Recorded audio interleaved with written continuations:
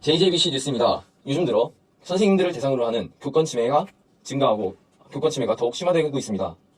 교권 침해가 심화될수록 안타까운 사건들이 생기고 있는데요. 대전의 한 초등학교 교사가 학부모에게 지난 4년간 지속적으로 악성민원에 시달리며 이번에 안타깝게 생을 마감하게 되었는데요. 극단적 선택을 하신 선생님께 깊은 애도를 표하며 오성태 기자가 다음 사건을 보도해드리겠습니다. 안녕하세요. 오성태 기자입니다. 20년을 넘게 교직생활을 해왔던 대전 관평초교사 A씨는 지난 9월 5일 대전 유성구 자택에서 극단적 선택을 해 병원으로 옮겨졌으나 이틀 뒤인 7일에 끝내 숨졌습니다. 대전 교사노조와 동료 교사들에 따르면 A씨는 2019년 한 유성구 초등학교에서 근무하던 중 친구를 폭행한 학생을 교장실에 보냈다는 이유 등으로 해당 학부모로부터 아동학대 고소를 당하고 수년간 악성 민원에 시달린 것으로 알려졌습니다. 가해 학부모 중 한 명이 운영하고 있다는 의혹이 제기된 음식점 프랜차이즈의 본사가 해당 지점과의 가맹 계약을 해지했다고 합니다. 숨진 교사 A씨의 남편은 사자 명예훼손과 협박 등 혐의로 학부모 B씨 등을 고소할 계획이라고 밝혔습니다.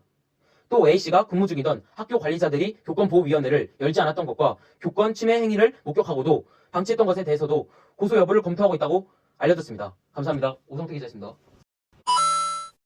최근 뉴스를 보니까 교권 추락 문제가 심각한 것 같은데 유감스럽습니다. 대전 관평초 그리고 서울 서희초 이를 비롯해 학생의 폭력, 폭언, 악성민원, 심지어는 보복, 칼부림까지 교권 추락 문제가 수면 위로 떠오르며 대중의 이목이 집중되고 있습니다.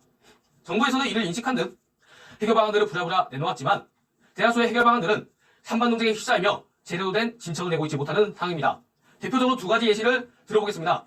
먼저 교권 침해 사실 생기부 기재의 경우에는 여당에서는 행정부와의 당정 협의회를 통해 법안 추진 의사를 표명했지만 야당인 더불어민주당에서는 교육적 사제관계 단절과 학교의 사법화 조치 이후 송사로 인한 교사의 2차 피해를 우려하며 반대에 나섰습니다. 다음으로 학생인권조례 폐지의 경우에는 일부 지방자치단체에서 법안 폐지의 의사를 내비치자 국가인권위원회를 비롯한 인권단체에서는 인권 제도화에 역행하는 행위라며 반발하고 나섰습니다.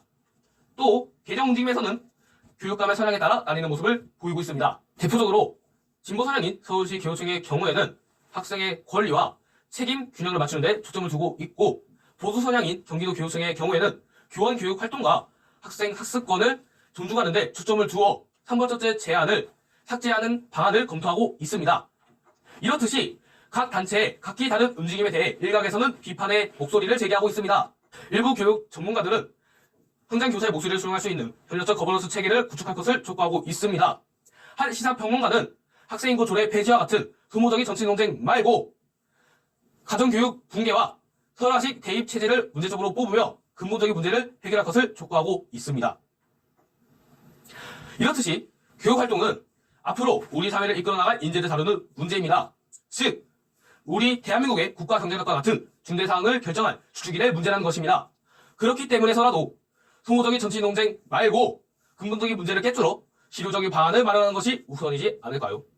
또 최근 6년간 초등학교 교사 57명이 극단적인 선택으로 생을 마감했습니다.